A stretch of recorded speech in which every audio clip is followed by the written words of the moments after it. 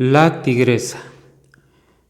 En cierto lugar del exuberante estado de Michoacán, México, vivía una joven a quien la naturaleza, aquí especialmente buena y pródiga, le había ofrendado todos esos dones que pueden contribuir grandemente a la confianza en sí misma y felicidad de una mujer.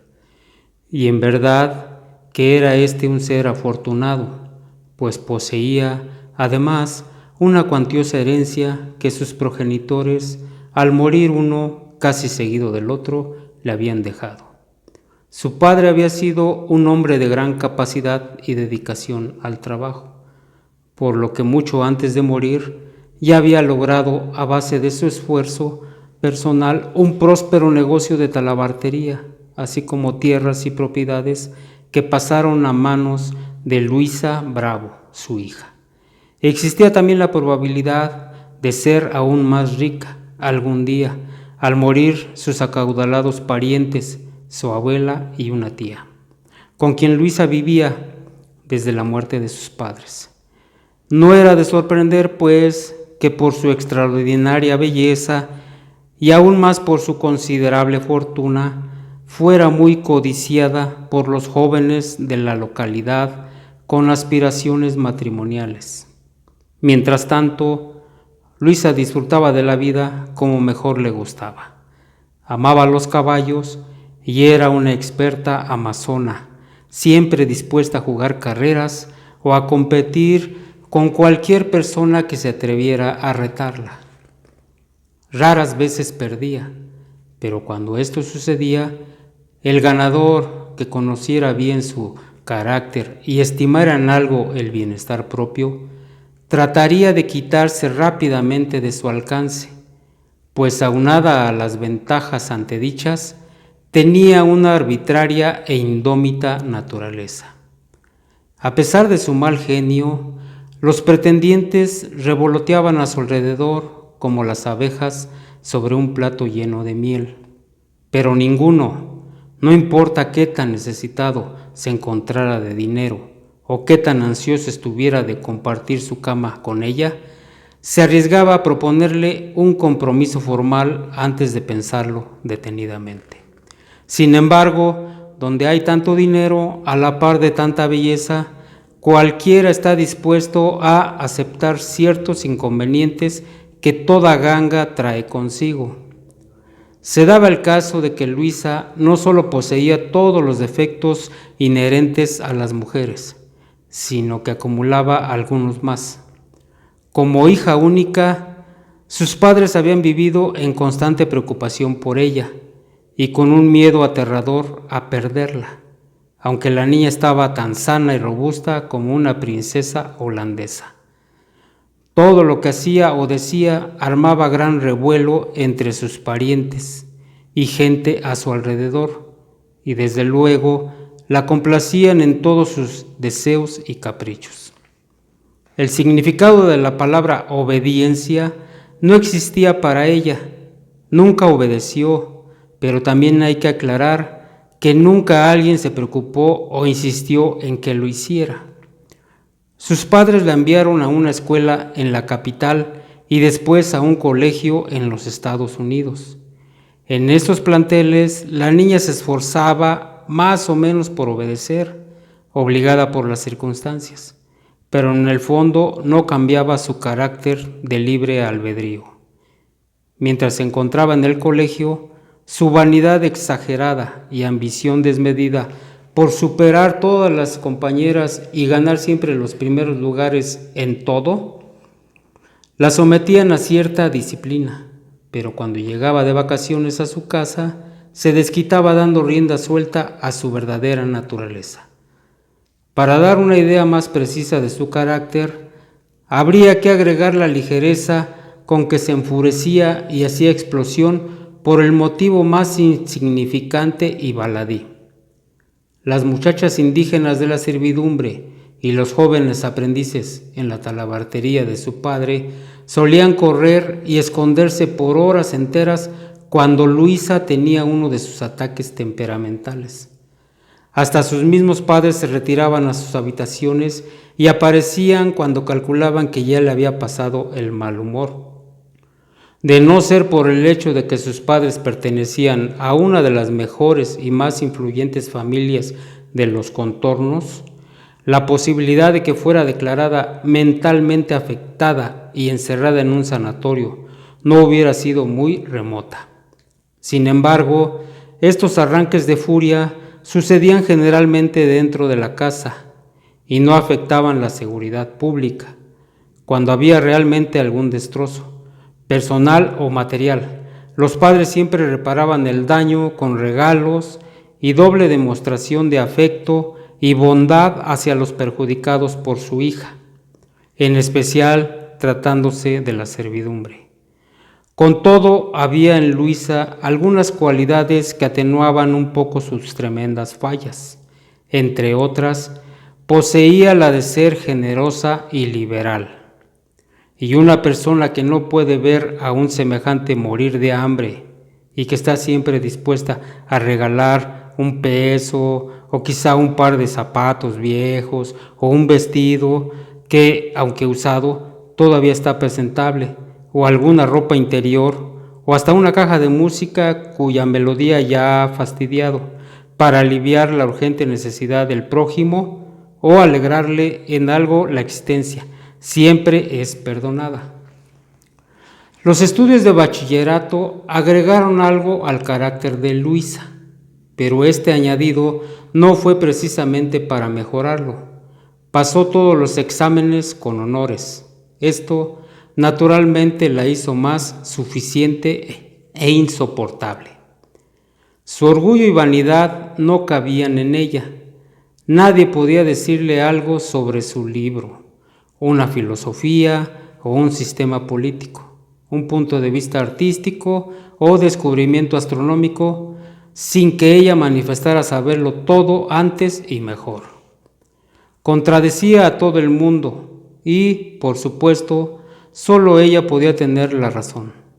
Si alguien lograba demostrarle, sin lugar a duda, que estaba equivocada, inmediatamente tenía uno de esos ataques de furia.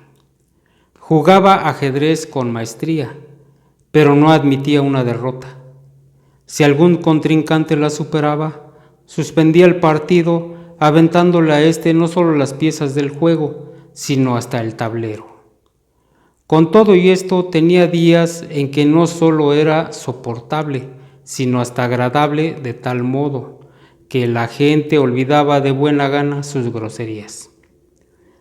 Explicados estos antecedentes, es fácil comprender por qué, tarde o temprano, los aspirantes a su mano se retiraban o eran retirados por Luisa con sus insolencias y a veces hasta con golpes. Más de un joven valiente y soñador, entusiasmado por la belleza de Luisa, y aún más por su dinero, creía poder llegar a ser, una vez casados, amo y señor de la joven esposa. Pero esta quimérica ilusión era acariciada solo por aquellos que habían tratado a Luisa una o dos veces a lo sumo. Al visitar la casa por tercera vez, volvían a la realidad y perdían toda esperanza, pues se convencían entonces definitivamente de que la doma de esta tigresa llevaba el riesgo de muerte para el domador. Ella, desde luego, no ponía nada de su parte, porque, a decir verdad, al casarse o no, la tenía sin cuidado. Sabía, naturalmente, que cuando menos por razones económicas, no necesitaba ningún hombre. En cuanto a otros motivos, bueno, ella no estaba realmente convencida de si una mujer puede pasársela o no sin la otra mitad de la especie humana. No en vano había estado en un colegio estadounidense en donde, aparte de inglés, se aprenden muchas otras cosas prácticas y útiles. Pero como cualquier otro mortal, Luisa también cumplía años, tenía ya 24, una edad en la cual en México las mujeres ya no se sienten en condiciones de escoger y generalmente toman lo que les llega sin esperar títulos, posición social, fortuna o al hombre guapo y viril de sus sueños. Mas Luisa era distinta. Ella no tenía ninguna prisa y no le importaba saber si todavía la contaban entre las elegibles o no. Tenía la convicción de que era mejor, pues de todo, no casarse, pues de este modo no tenía que obedecer ni agradar a nadie. Se daba cuenta, observando a sus amigas casadas y antiguas compañeras de colegio, que cuando menos para una mujer con dinero, la vida es más agradable y cómoda cuando no se ha perdido la libertad. Sucedió que en ese mismo estado de Michoacán vivía un hombre que hacía honor a su bueno y honrado, aunque sencillo nombre, Juvencio Cosío. Juvencio tenía un buen rancho, no muy lejos de la ciudad donde vivía Luisa. A caballo estaba a 1 hora de distancia. Él no era precisamente rico, pero sí acomodado, pues sabía explotar con provecho su rancho y sacarle pingües utilidades. Tenía unos 35 años de edad, era de constitución fuerte, estatura normal, ni bien ni mal parecido. Bueno, uno de esos hombres que no sobresalen por algo especial y que aparentemente no han destacado rompiendo marcas mundiales en los deportes. Permanecerá en el misterio el hecho de si él había oído hablar antes de Luisa o no. Después, cuando frecuentemente se lo preguntaban sus amigos, él siempre contestaba, no. Lo más probable es que nadie le previno acerca de ella. Cierto día en que tuvo la necesidad de comprar una silla de montar, pues la suya estaba muy vieja y deteriorada, montó su caballo y fue al pueblo en busca de una. Así fue como llegó a la talabartería de Luisa, donde vio las sillas mejor hechas y más bonitas de la región. Ella manejaba personalmente la talabartería que heredara, primero, porque había sido los deseos de su padre lo que el negocio continuara funcionando, y en segundo, porque le gustaba mucho todo lo concerniente a los caballos. Dirigía la rienda con la ayuda de su antiguo encargado, que había trabajado con su padre durante más de 30 años, y de 2 empleados casados que también llevaban ya muchos años en la casa. Como el negocio estaba encarrilado, era fácil manejarlo. Aparte, le agradaba llevar ella misma los libros, mientras su tía y su abuelita se ocupaban de la casa. El negocio florecía, y como la experta mano de obra continuaba siendo la misma, la clientela aumentaba constantemente, y los ingresos del negocio eran superiores a lo que habían sido en vida de su padre. Luisa se encontraba en la tienda cuando Juvencio llegó y se detuvo a ver las sillas que estaban en exhibición en la entrada, en los aparadores y colgadas en las paredes por fuera de la casa. Ella, desde la puerta, lo observó por un rato, mientras él, con aire de conocedor, cuidadosamente examinaba las sillas en cuanto a su valor, acabado y durabilidad. De improviso, desvió la vista y se encontró con la de Luisa. Ella le sonrió abiertamente, aunque después nunca pudo explicarse a sí misma por qué de su actitud, pues no acostumbraba a sonreír a desconocidos. Juvencio, agradablemente sorprendido por la franca sonrisa de Luisa, se acercó y un poco ruborizado dijo: «Buenos días, señorita. Deseo comprar una silla de montar». «Todas las que usted guste, señor», contestó Luisa. «Pase usted y vea también las que tengo acá adentro. Quizá le guste más alguna de estas otras. En realidad, las mejores las tengo guardadas para librarlas de la intemperie». «Tiene razón», dijo Juvencio, siguiéndola al interior de la tienda. Revisó todas las sillas detalladamente, pero, cosa rara, parecía haber perdido la facultad de poder examinarlas cabalmente.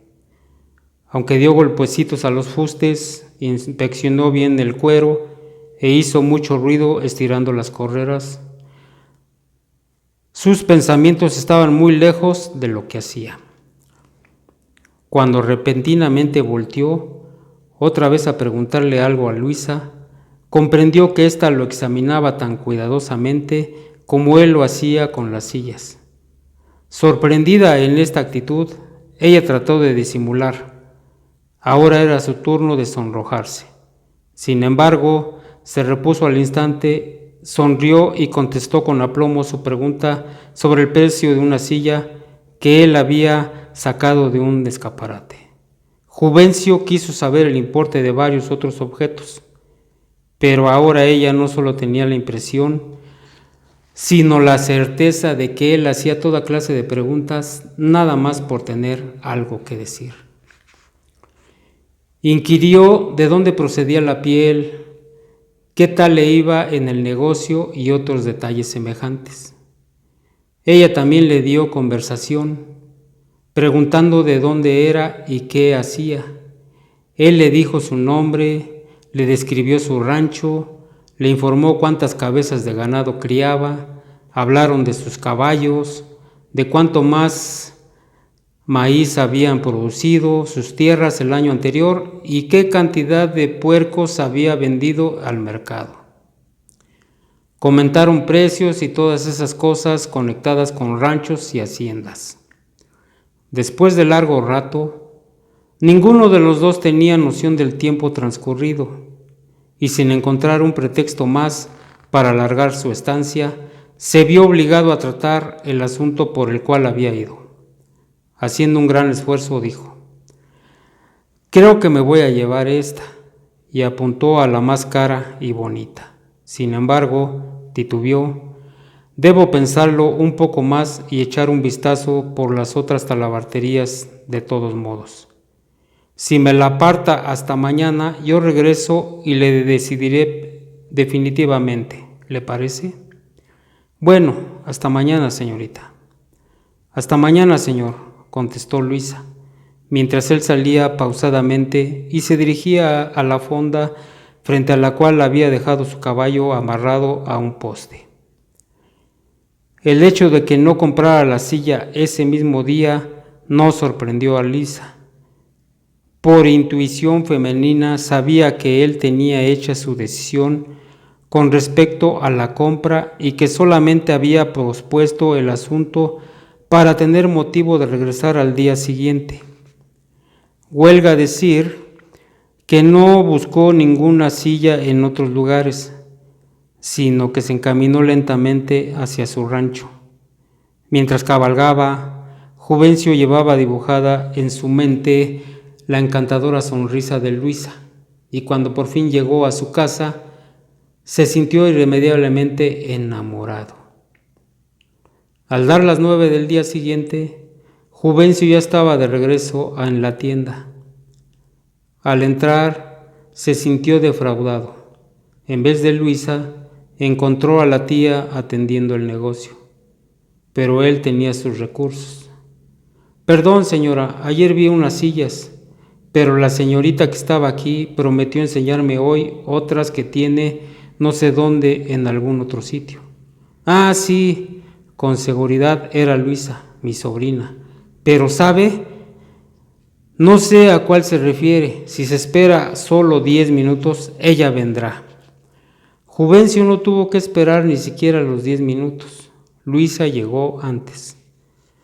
Ambos se sonrieron como viejos amigos, y cuando ella vio inmediatamente a su tía hacer alguna diligencia fuera de la tienda, Juvencio comprendió que Luisa no estaba muy renuente a quedarse unos momentos a solas con él. Otra vez empezaron por ver sillas y arreos, pero tal como el día anterior, la conversación pronto se desvió y platicaron largamente sobre distintos temas hasta que él se dio cuenta con pena que las horas habían volado y que no había más remedio que comprar la silla, despedirse e irse. Cuando ella había recibido el dinero y por lo tanto el trato, se consideraba completamente cerrado, Juvencio dijo: «Señorita, hay algunas otras cosas que necesito, tales como mantas y guarniciones.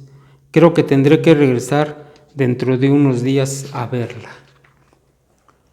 «Esta es su casa, caballero. No deje de venir cuando guste. Siempre será bienvenido». «¿Lo dice de veras o solo como una frase comercial?» «No», rió Luisa, «lo digo de veras, y para demostrárselo, lo invito a almorzar a mi casa». Cuando los dos entraron al comedor, ya la abuela y la tía habían terminado, aparentemente cansadas de esperar y además acostumbradas a que Luisa llegaba a comer cuando le daba la gana. Por cortesía permanecieron las dos damas a la mesa hasta que se sirvió la sopa. Después se excusaron amablemente, se levantaron y salieron de la pieza. El almuerzo de Luisa y Juvencio duró hora y media más. En la mañana del tercer día, Juvencio regresó, esta vez a comprar unos cinchos, y desde ese día se apareció por la tienda casi cada tercer día a comprar o a cambiar algo o a ordenar alguna pieza especial o a la medida. Y ya era regla establecida que siempre se quedaba después a almorzar en casa de Luisa. Sucedía que a veces tenía algunos encargos que hacer por el pueblo que lo demoraban hasta ya entrada la noche, y entonces, naturalmente, lo invitaban también a cenar. En una de esas ocasiones en que se retrasó en el pueblo hasta ya tarde y en que llegó a cenar a casa de Luisa, empezó a llover fuerte y persistentemente, tanto que a la hora de querer salir para emprender el regreso a su rancho, aquello se había convertido en un diluvio. No se podía distinguir un objeto a 1 metro de distancia y no había probabilidades de que amainara la tormenta. «Ni pensar en ir a un hotel», dijeron las señoras de la casa. Bien podía quedarse a dormir allí, pues tenían cuartos de sobra, con mucho mejores camas que las que podía encontrar en cualquier albergue. Juvencio aceptó su hospedaje, agradecido, olvidándose acto seguido del mal tiempo ante la perspectiva de prolongar la velada en compañía de Luisa. 2 semanas después correspondió a la hospitalidad, invitando a las 3 damas a visitar un domingo su rancho. Tras de esta visita, Juvencio se presentó una tarde muy formalmente a pedir la mano de Luisa. Ninguna de las 2 señoras mayores se opuso a lo solicitado, pues Juvencio era un caballero con todas las cualidades para ser un buen marido. De familia sencilla pero honorable, acomodado, trabajador y sin vicios. Naturalmente Juvencio antes lo había consultado con Luisa y como ella ya tenía lista su respuesta desde hacía tiempo, contestó simplemente: «Sí, ¿por qué no?». Sin embargo, aquella noche la abuela le dijo a la tía de Luisa: «Para mí que esos dos están todavía muy lejos del matrimonio, y hasta que yo no los vea en la misma cama, no creeré que están casados. Por lo pronto, no prepares vestuario ni nada, tampoco hay que contarlo a las amistades». Estas advertencias salían sobrando, pues la tía sentía tan escéptica como la abuela de que el matrimonio se llevara a cabo. A la semana de estar comprometidos, Juvencio platicaba una mañana con Luisa en la tienda. La conversación giró sobre sillas de montar y Juvencio dijo: «Pues mira, Licha, a pesar de que tienes una talabartería, la verdad es que no sabes mucho de esto». Esta declaración de Juvencio había sido provocada por Luisa ante su insistencia en que cierto cuero era mejor y de más valor. Él no quería darle la razón porque iba en contra de sus principios mentir nada más por ceder. Como buen ranchero, sabía cuál piel tenía más durabilidad, resistencia y calidad. Luisa se puso furiosa y gritó: «Desde que nací he vivido entre sillas, correas, guarniciones, y ahora me vienes a decir tú en mi cara que yo no conozco de pieles». «Sí, eso dije, porque esa es mi opinión sincera», contestó Juvencio calmadamente. «Mira, no te pienses ni por un segundo que me puedes ordenar, ni ahorita ni cuando estemos casados, que pensándolo bien, no creo que vayamos a estarlo. A mí nadie me va a mandar y más vale que lo sepas de una vez para que te largues de aquí y no te aparezcas más, si no quieres que te aviente algo y te mande al hospital a recapacitar tus necedades». Está bien, como tú quieras», dijo él. Al salir Juvencio, ella aventó violentamente la puerta tras él. Después corrió a su casa. «Bueno, de ese salvaje ya me libré», dijo su tía. «Imagínate, pensaba que me podía hablar así como así, a mí. Al cabo yo no necesito de ningún hombre. De todos modos, él sería el último con quien yo me casara». Ni la abuela ni la tía comentaron más del asunto, pues no era novedad para ellas, ni siquiera suspiraron. En realidad, a ellas tampoco les importaba si Luisa se casaba o no. Sabían perfectamente que de todos modos haría lo que se le antojara. Pero por lo visto, Juvencio pensaba distinto. No se retiró como habían hecho todos los anteriores pretendientes después de un encuentro de estos. No, a los 4 días reapareció por la tienda y Luisa se sorprendió al verlo cara a cara en el mostrador. Parecía haber olvidado que ella lo había corrido y que entraba a la tienda más bien como por costumbre. Luisa no estuvo muy amigable, pero también, como por costumbre, lo invitó a almorzar. Por unos cuantos días todo marchó bien, pero una tarde ella sostenía que una vaca puede dar leche antes de haber tenido becerro.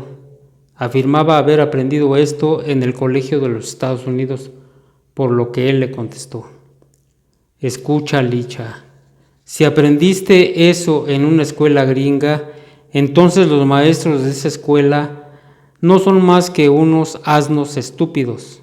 Y si todo lo que aprendiste allá es por el estilo, entonces tu educación deja mucho que desear». «¿Quieres decir que tú sabes más que esos profesores?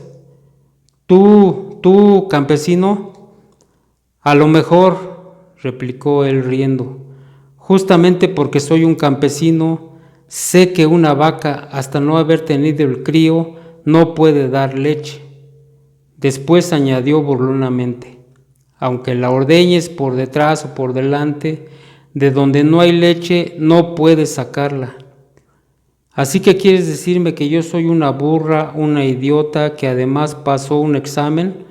Pues déjame decirte una cosa, las gallinas no necesitan de gallo para poner huevos». «Correcto», dijo Juvencio, «absolutamente cierto. Y sabes, hasta hay gallos que ponen ellos solos los huevos cuando las gallinas no tienen tiempo para hacerlo, y hay mulas que pueden parir, y también es cierto que hay muchos niños que nacen sin tener padre». Luisa repuso: «¿Con qué gozas contradiciéndome? Después de todo, yo me educaba mientras tú alimentabas marranos. Si nosotros, y me refiero a todos los campesinos como yo, no alimentáramos puercos, todos tus sabiondos profesores se morirían de hambre». Al oír esto último, Luisa montó en cólera. Nunca pensó él que un ser humano podía encolarizarla tanto. Ella gritaba a todo pulmón: «¿Admites, sí o no, que yo tengo la razón? Tú tienes la razón, pero una vaca que no ha tenido crío no tiene leche. Y si existe una vaca de esas que tú dices, es un milagro, y los milagros son la excepción. En agricultura no podemos depender ni de milagros ni de excepciones. Así es que te sigues burlando de mí, insultándome, No te estoy insultando, Licha, te estoy exponiendo hechos que por práctica sé mejor que tú. La calma con la que él había pronunciado estas palabras enfureció más a Luisa. Se acercó a la mesa sobre la cual había un grueso jarrón de barro, lo tomó en sus manos y lo lanzó a la cabeza de su antagonista. La piel se le abrió y la sangre empezó a correr por la cara de Juvencio en gruesos hilos.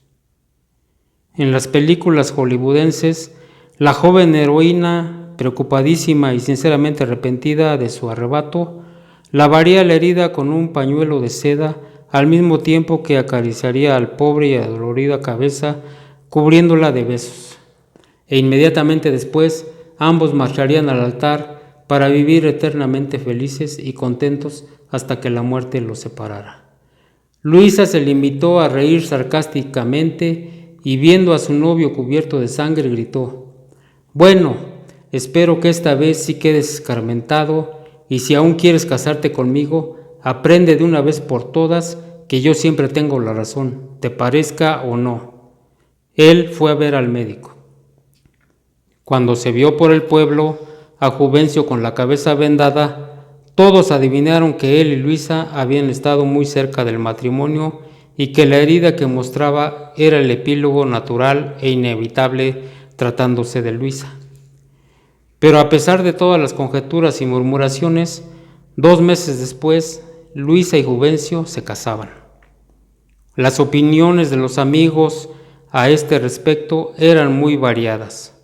Unos decían que Juvencio era un hombre muy valiente al poner su cabeza en las garras de una tigresa. Otros aseguraban que el deseo carnal lo había cegado momentáneamente, pero que ya despertaría en poco tiempo.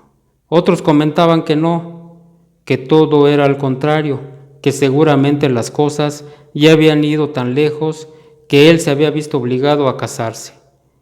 Y aún otros sostenían que en el fondo de todo estaba la avaricia y el interés que le hacían aguantarse y olvidar todo lo demás, aunque agregaban seguidamente, esto le sorprendía sobremanera, porque Juvencio no tenía necesidad de dinero.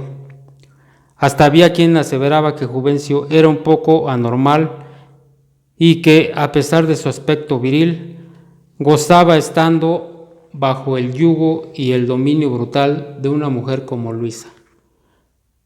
De todos modos, ninguno lo envidiaba, ni siquiera aquellos que habían pretendido su fortuna. Todos afirmaban sentirse muy contentos de no estar en su lugar. Durante los agasajos motivados por el casamiento, Juvencio puso una cara inescrutable. Mas cuando le preguntaban cómo iban a arreglar tal o cual asunto de la casa o de su vida futura, siempre contestaba que todo se haría según los deseos de Luisa. A veces, ya avanzada la noche, y con ella también las copas, muchos caballeros y hasta algunas damas bromeaban acerca de la novia decidida y autoritaria y del débil y complaciente marido. Un grupo de señoras, ya entradas en años, opinaban que una nueva era implantada en México y que las mujeres por fin habían alcanzado sus justos y merecidos derechos. Mas todas estas bromas tendientes a ridiculizarlo dejaban a Juvencio tan indiferente como si estuviera en la luna. En pleno banquete de bodas, uno de sus amigos, que había libado más de lo debido, se levantó gritando: «Bencho, creo que te mandamos una ambulancia mañana temprano para que recoja tus huesos». Fuertes carcajadas se escucharon alrededor de la mesa. Este era un chiste no solo de muy mal gusto, sino en extremo peligroso. En México, bromas de esta índole, ya sea en velorios, bautizos o casamientos, seguido provocaban que salgan a relucir las pistolas y hasta llega a haber balazos. Y esto sucede aún en las altas esferas sociales. Cientos de bodas han terminado con 3 o 4 muertos, incluyendo a veces al novio. Hasta se ha dado el caso de que un tiro extraviado alcance también a la novia, pero aquí todo terminó en paz. La fiesta había sido en casa de la desposada y había durado hasta bien entrado el día siguiente. Cuando al fin se fueron los últimos invitados, con el estómago lleno y la cabeza aturdida por la bebida, ansiando llegar a descansar, la novia se retiró a su recámara, mientras que el novio fue al cuarto que ya ocupara antes de casarse, cuando por algún motivo permaneciera en el pueblo. La verdad es que nadie reparó en lo que hacían los novios, si estaban juntos o en cuartos por separado, ni tenían el menor interés en saber dónde pasarían las siguientes horas. Más tarde, cuando los recién casados desayunaban en compañía de su tía y su abuela, la conversación era lenta y desanimada. Las dos señoras tristeaban sentimentales, pues Luisa abandonaría en unos momentos más la casa definitivamente. El matrimonio solo cambiaba una que otra frase indiferente acerca de la inmediata idea del rancho y lo más urgente por instalar en la nueva casa. Con la ayuda de los sirvientes del rancho y de la vieja ama de llaves, Luisa procedió a arreglar sus habitaciones. Llegada la noche, Luisa se acostó en la nueva, blanda y ancha cama matrimonial, pero quien no fue a acostarse a su lado fue su recién adquirido esposo. Nadie sabe lo que Luisa pensó en esa noche, pero es de suponerse que él la consideró vacía e incompleta, pues después de todo era una hembra, ahora ya de 25 años, y el hecho de pasar esta noche como las anteriores en su casa no dejaba de confundirla e intrigarla. Sabía perfectamente que existe una diferencia entre estar y no estar casada, pero no tuvo oportunidad de investigar personalmente esta diferencia, porque también la siguiente noche permaneció por completo sola. Se alarmó seriamente. «Dios mío», exclamó mentalmente, «Santo Padre que estás en los cielos, ¿no será que está impedido? ¿O será tan inocente que no sabe qué hacer? Imposible. En este caso sería un fenómeno. El primero y único mexicano que no sabe qué hacer en estos casos. No, eso queda descartado. Desde luego, especialmente en un ranchero, como el que a diario ve esas cosas en vacas y toros. En fin, Virgen mía, ¿qué tendré yo que insinuarle? ¡Demonios! Ni modo que mande por mi abuela para que él le cuente cómo la abeja vuela de flor en flor y ejecuta el milagro. ¡Qué raro! ¿Tendrá algún plan premeditado? Si solo se acercara a mi recámara, cuando pienso en lo apuesto que es, tan varonil y fuertote, realmente el más hombre de toda la manada de imbéciles que conozco. No se me antoja ningún otro, lo quiero a él tal y como es». Daba vueltas en la cama matrimonial tan suave y acogedora. No podía conciliar el sueño. Sucedió 3 días después por la tarde. Juvencio, que desde muy temprano en la mañana acostumbraba a salir a caballo a revisar las siembras, había regresado a almorzar una vez que sentó en una silla mecedora en el gran corredor de la parte posterior de la casa. A un lado, sobre una mesita, se encontraba el periódico que antes había estado leyendo con poco interés. En el mismo corredor, a unos 4 metros, Luisa hojeaba distraídamente una revista, arrellanada en una hamaca con un mullido cojín bajo su cabeza. Desde que estaba en el rancho, casi no se dirigían la palabra. Parecía como si cada uno estuviera reconociendo el terreno para saber cómo guiar mejor la conversación a modo de evitar fricciones. Lo que es en esta casa de recién casados, no se oían los empalagosos cuchicheos propios de casi todas las parejas durante su luna de miel. Sería que Juvencio, para no provocar los arranques de furia de Luisa, prefería eludir toda conversación, cuando menos durante las primeras semanas. mas con honda intuición femenina, ella presentía que algo extraño flotaba en el ambiente. El hecho de que durante varias noches él la esquivara como si fuera solamente una huésped de paso, él la tenía desconcertada. En su mente repasaba lo acontecido desde su llegada al rancho. El día anterior, durante el desayuno, él había preguntado: ¿dónde está el café?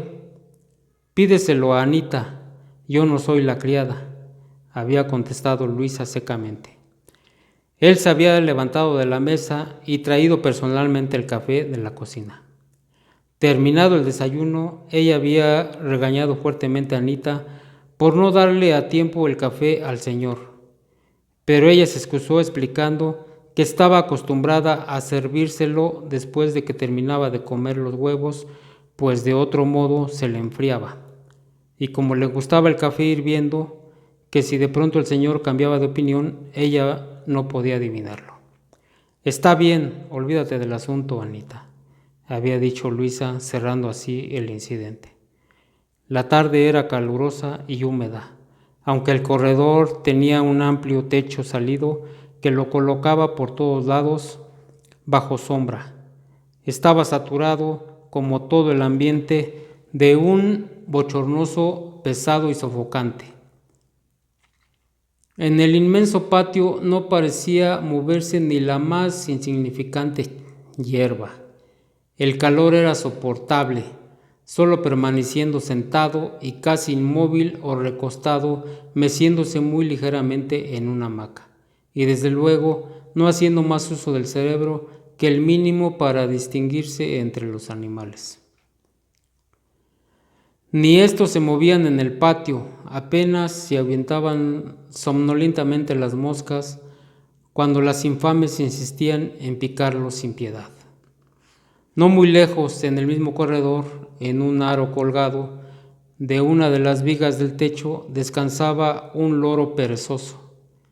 De vez en cuando soltaba alguna ininteligible palabra, tal vez soñando en voz alta.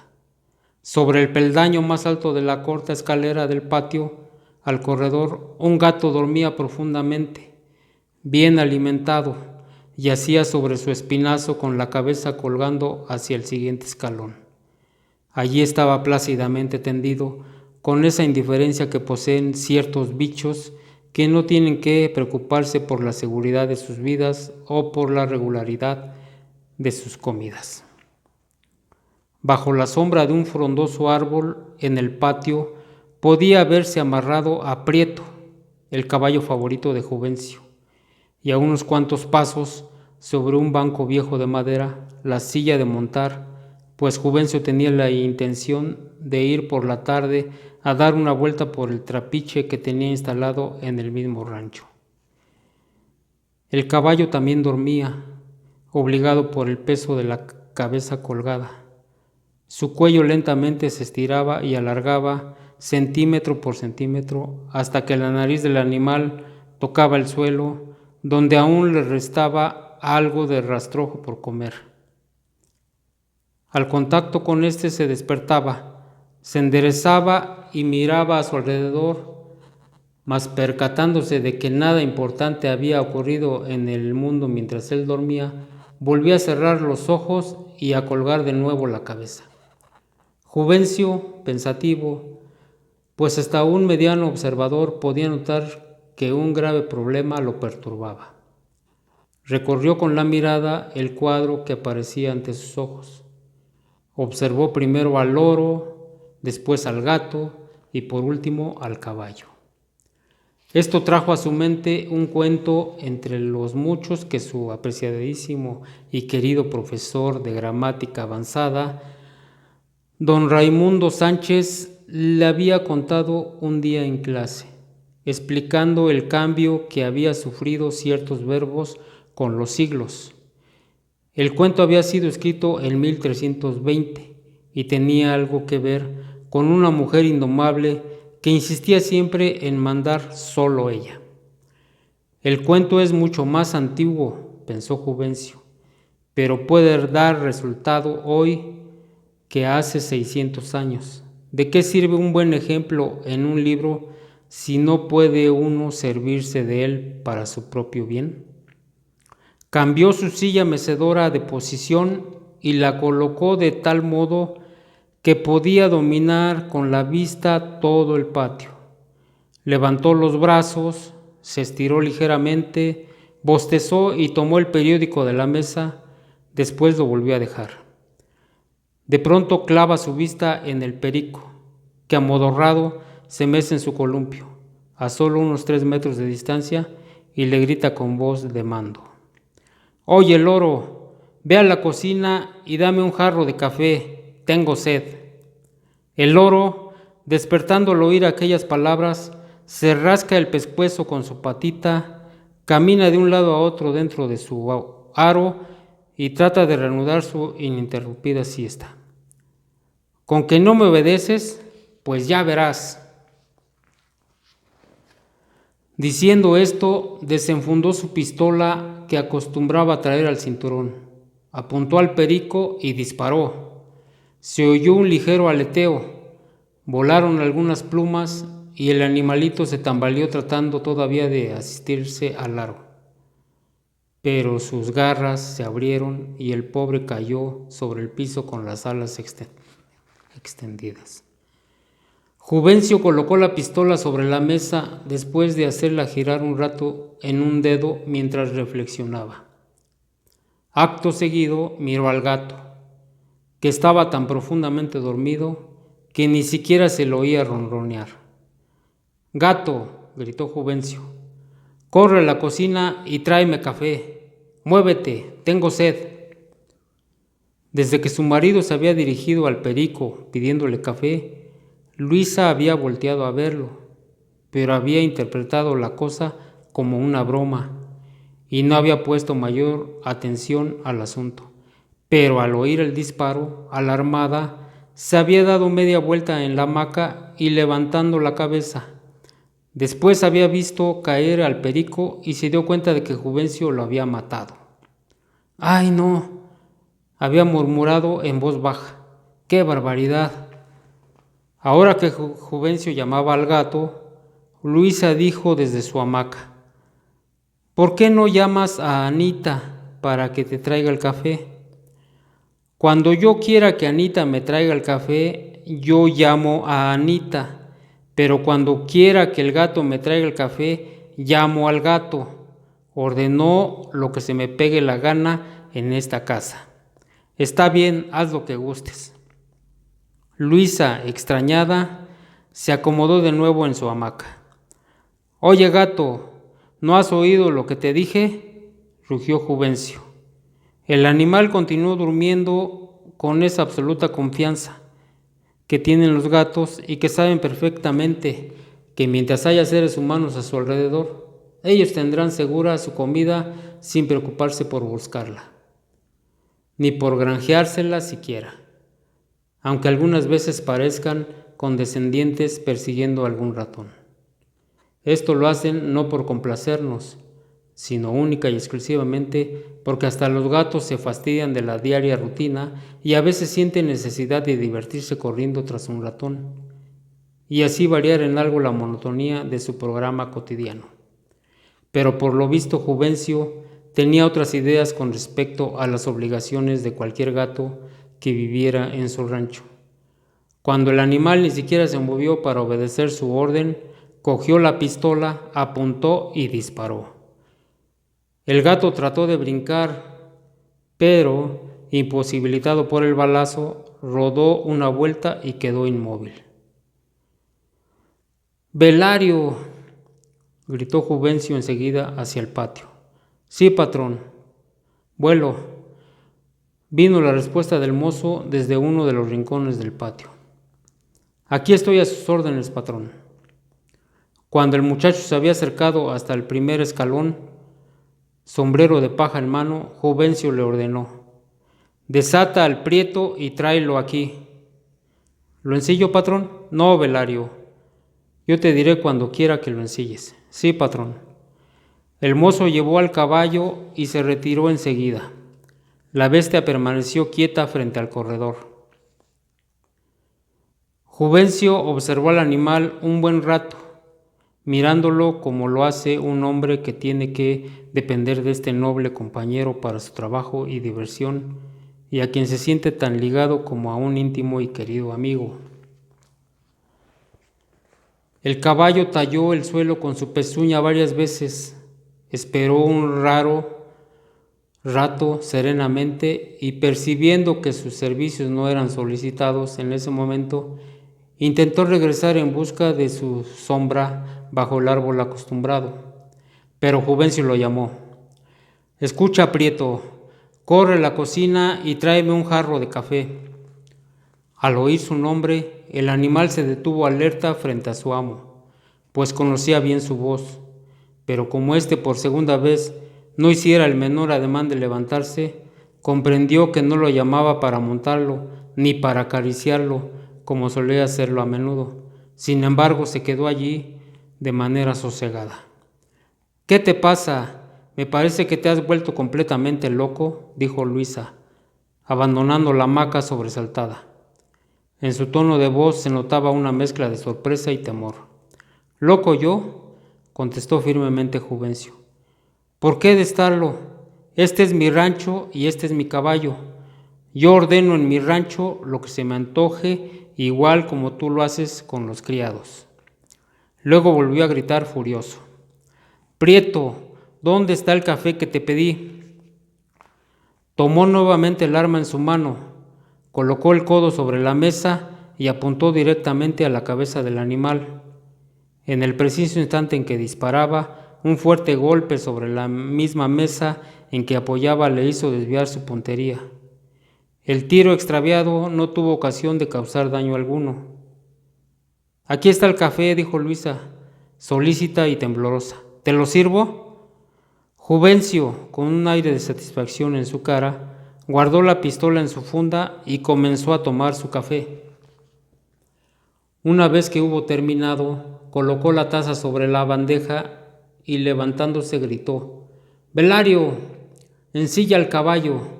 Voy a darle una vuelta al trapiche a ver cómo van allá los muchachos». Al aparecer Belario, a los pocos instantes, jalando el caballo ya ensillado, Juvencio, antes de montarlo, lo acarició afectuosamente, dándole unas palmaditas en el cuello. Luisa no regresó a su hamaca. Clavada al piso, parecía haber olvidado para qué sirven las sillas, y permanecía espantada, con la vista fija en todos los movimientos de Juvencio, quien cabalgaba hacia el portón de salida. De pronto, éste rayó el caballo y, dirigiéndose a ella, le gritó autoritariamente: «Regreso a las 6:30, ten la cena lista a las 7 en punto», y repitiendo con voz estentórea agregó: «He dicho, en punto». Espolió su caballo y salió a galope. Luisa no tuvo tiempo de contestar, apretó los labios y, tras un rato, confusa, se sentó en la silla que había ocupado antes Juvencio. Allí se quedó largo tiempo dibujando con la punta de su zapato figuras imaginarias sobre el piso del corredor, mientras por su mente desfilaban quién sabe cuántas reflexiones. De pronto, como volviendo en sí, iluminó su cara con una sonrisa y se levantó de su asiento. Fue directamente hacia la cocina. Durante la cena se cruzaron muy pocas palabras. Cuando Juvencio hubo terminado su café y su ron, dobló la servilleta lentamente y meticulosamente. Antes de abandonar el comedor, dijo: «Estuvo muy buena la cena, gracias. Qué bueno que te agradó». Con estas palabras, Luisa se levantó y se retiró a sus habitaciones. Faltaban 2 horas para la medianoche cuando tocaron a la puerta de su recámara. «Pasa», balbuceó Luisa con expectación. Juvencio entró, se sentó a la orilla de la cama y, acariciándole la cabeza, dijo: «Qué bonito cabello tienes». «¿De veras?». «Sí, y tú lo sabes». Pronunciadas estas palabras, cambió por completo su tono de voz. «Licha», dijo con voz severa, «¿quién da las órdenes en esta casa?». «Tú, Bencho, Tú, naturalmente, contestó Luisa, hundiéndose en los suaves almohadones. ¿Queda perfectamente aclarado? Absolutamente. Lo digo mucho y en serio, ¿entiendes? Sí, lo comprendí esta tarde. Por eso te llevé el café. Sabía que después de matar al Prieto seguirías conmigo. Entonces que nunca se te olvide, pierde cuidado. ¿Qué puede hacer una débil mujer como yo? Él la besó, ella lo abrazó, atrayéndolo cariñosamente a su lado.